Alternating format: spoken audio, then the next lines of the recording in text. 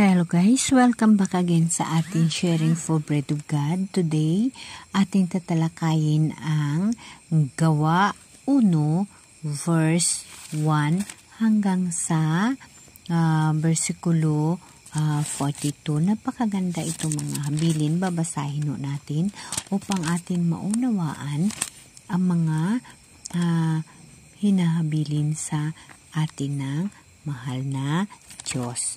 So, dito nakalagay,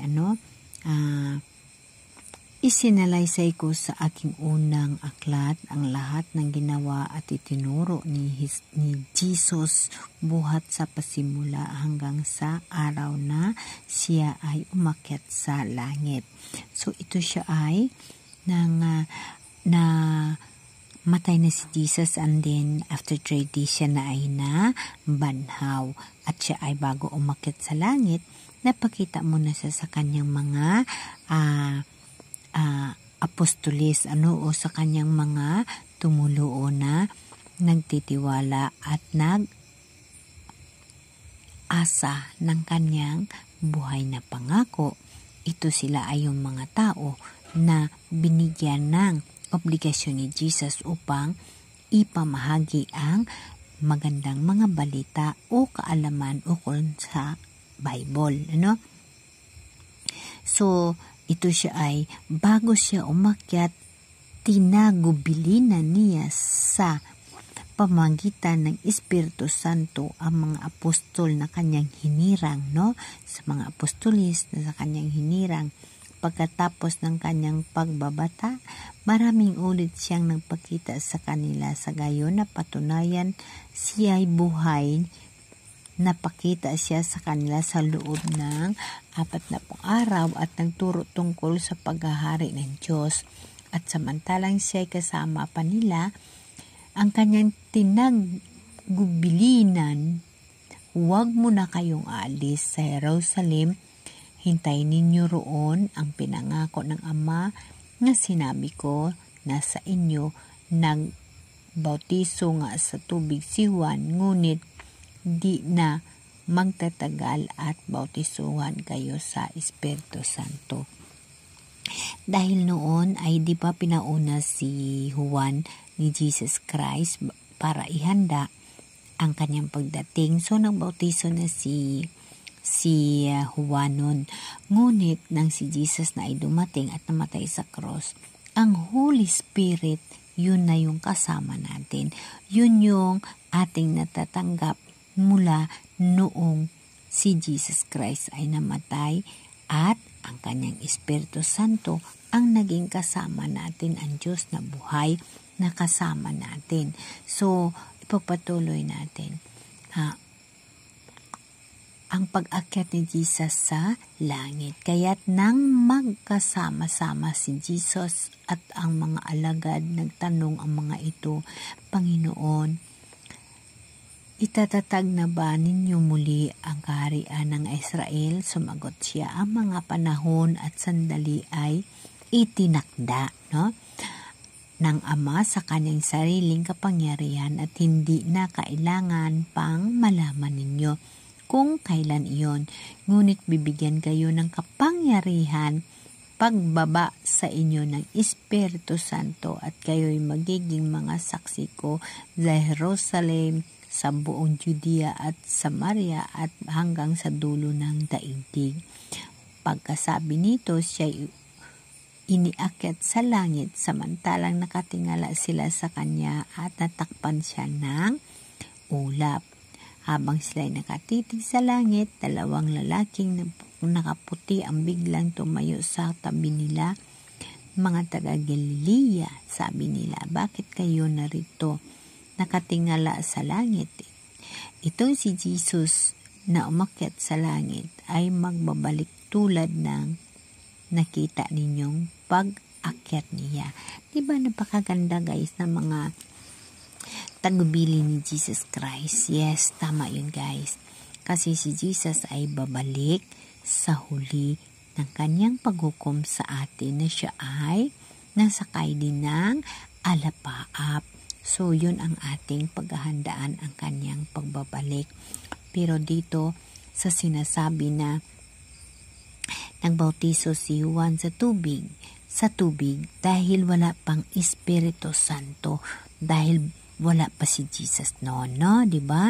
Nung nandito na si Jesus at namatay si Jesus, ang Espiritu Santo nasa atin na lahat. Yun ang iniwan ni Jesus, ang Diyos na buhay na namatay sa cross, at ang kanyang Espiritu Santo nandito sa bawat isa sa atin. Yun ho, yung katotohanan na ang mahal na Diyos ay nasa kapwa natin. Nasa iyo, nasa akin, at nasa lahat ng mga mahal na mga kapatid. Ang mahal na Diyos nasa sa inyo, nasa akin, nasa atin lahat, dahil ang Holy Spirit iniwan na ni Jesus na sa atin. Kaya lagi niya sinasabi, mahalin mo ang iyong kapwa dahil yun din ang pagmamahal niyo sa akin.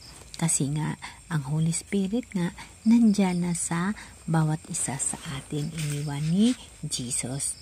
So, ganun nga guys, bago talaga siya umakyat, hinabilinan niya talaga. Kaya nga guys, yung mga nanampalataya sa Kanya, at saka yung mga tao na nagkaisa sa Kanya na si Jesus yung ulo at sila yung katawan, sila ho yung mga tao na magtuturo sa atin, kasi sila wala na silang alalahanin sa buhay nila dahil ikinabubuhay nila si Jesus. So, sila may panahon sa pagturo sa atin sa kahit kanino, at yun din ang sinasabi ko lagi na kahit sino man ang magbigay sa atin ng aral tungkol sa Diyos, ito ay ating tatanggapin dahil yun sila ay mayroon silang mga tinatawag na panampalataya upang i-share sa bawat isa sa atin ang kanilang alam, dahil nakalagay ho yan sa ating kasulatan na kung ano man ang himala at ang pinakita ng Diyos sa iyo, i-share mo ho yun at ibahagi mo rin sa iba. Huwag mong itago sa sarili mo lamang. Kailangan mo ho na i-spread out ang kabutihan na ginawa ng Diyos sa iyo upang na kaaya-aya ka sa mata ng Diyos. At ang Espiritu Santo ng Diyos, lagi nating tatandaan ng Espiritu ho ay hindi natin nakikita, dahil ang Espiritu atin lamang mararamdaman sa puso natin na nandyan ang Diyos. Kaya ang masasabi ko, kahit ano man siyang reliyon, pag nasa harap natin at nagtuturo tungkol sa Diyos, atin ho pakinggan.